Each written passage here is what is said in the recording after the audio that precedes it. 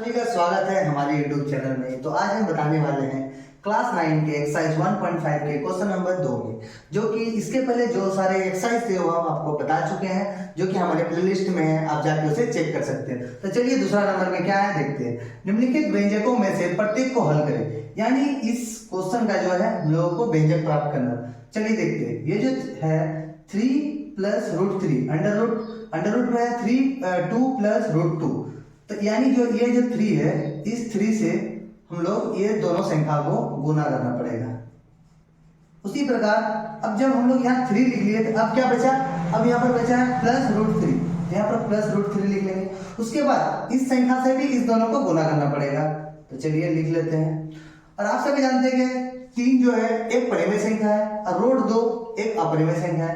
तो जब एक अपरिमेय संख्या को एक परिमेय संख्या से गुना करेंगे, जब एक परिमेय संख्या को अपरिमेय संख्या से गुना करेंगे तो हमेशा आपका अपरिमेय संख्या ही आता है। लेकिन जब परिमेय संख्या को परिमेय संख्या से गुना करेंगे तो परिमेय संख्या ही आता है।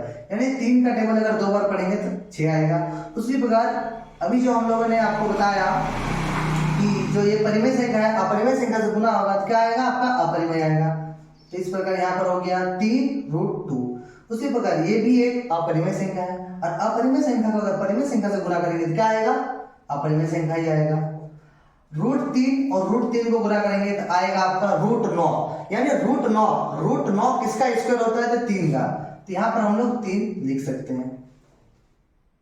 अच्छा देखिए, ये गलती है यहाँ पर है 2√2, तो यहाँ पर भी क्या लिखना पड़ेगा, √2। तो चलिए यहाँ पर सही कर लेते हैं।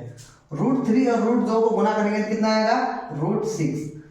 क्या और यहाँ पर कुछ होगा, देखिए तो किसी के साथ योग होगा। ये 6 एक परिमेय संख्या है, ये भी अपरिमेय, ये भी अपरिमेय, लेकिन 2 अपरिमेय संख्या का योग तभी हो सकता है जब दोनों अपरिमेय संख्या सेम हो, लेकिन यहाँ पर तो सभी अलग अलग है। इस प्रकार क्वेश्चन नंबर 1 का व्यंजक प्राप्त हो गया। आइए इसका दूसरा नंबर हम लोग करते हैं, जो कि है 3 + √3 और 3 - √3। यहाँ पर एक आइडेंटिटीज होता है जो कि है a + b और a - b। इसका मतलब होता है a का वर्ग - b का वर्ग। उसी प्रकार देखिए ये भी क्वेश्चन है, इसको मान लें, यानी यहाँ पर a कौन हो जाएगा 3 और b कौन होगा, b हो जाएगा √3। तो जैसा कि इसमें हम लोग देखिए कि a + b और a - b बराबर होता है a का वर्ग - b का वर्ग। उसी प्रकार इसमें a कौन है 3, यहाँ पर हो जाएगा 3 का वर्ग -√3 का वर्ग। 3 का वर्ग होता कितना है, तो 3 का वर्ग होता है 9, और √3 का वर्ग होता है √9, यानी √9 किसका वर्ग होता है, तो 3 का। तो 9 में से अगर 3 जाएगा तो कितना बचेगा, 6।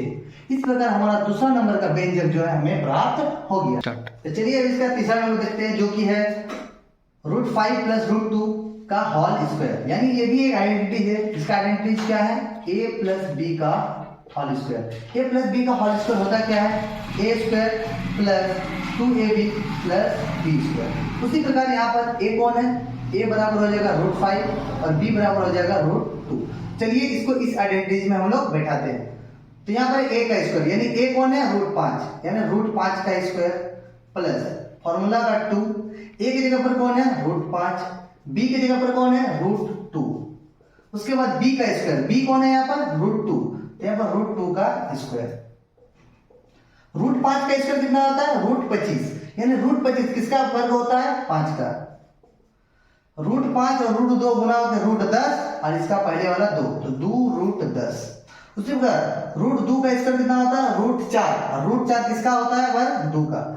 देखिए ये 5 और ये 2 आपस में, ये दोनों मतलब परिमेय संख्या है, तो दोनों आपस में ऐड हो जाएंगे 7, और ये 2√10। इस प्रकार हमारा तीसरा नंबर का व्यंजक प्राप्त हो गया। अब इसका चौथा नंबर हम लोग बनाते हैं, जो कि है √5 + √2 और √5 - √2। ये इसका आइडेंटिटी हम लोग पहले पढ़ चुके हैं, जो कि ये दूसरा नंबर जैसा क्वेश्चन है। ये क्या होता है, a + b और a - b होता क्या है, a का वर्ग - b का वर्ग। यहाँ पर a बराबर क्या हो जाएगा, √5 और b बराबर हो जाएगा √2। चलिए यहाँ पर करते हैं, a का वर्ग, यानी a की जगह पर क्या है, √5 का वर्ग, और b की जगह पर क्या है, b की जगह पर √2, यानी √2 का वर्ग, √2 का वर्ग। √5 का वर्ग क्या होगा, √5 का वर्ग √25 होता है, जो कि 5 का वर्ग होता है। √2 का वर्ग 4 होता है, जो कि 2 का होता है। और 5 में से अगर 2 जाएगा तो आपका बचेगा 3, इस प्रकार हमारे 2 नंबर के चारों क्वेश्चन हम लोग बना चुके हैं।